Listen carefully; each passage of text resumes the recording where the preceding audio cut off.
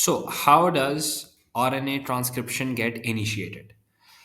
RNA polymerase comes and binds to DNA at the region called the promoter. तो promoter site वो वाली जगह होती है जहाँ पे आपका RNA polymerase bind करता है, और promoter में ऐसा एक sequence होता है that allows the RNA polymerase and the helper proteins जो कि RNA polymerase के साथ associated होते हैं to attach to the DNA and pull the strands apart. DNA के जो डबल हेलिक्स स्ट्रैंड्स होते हैं उनको वो पुल अपार्ट करता है.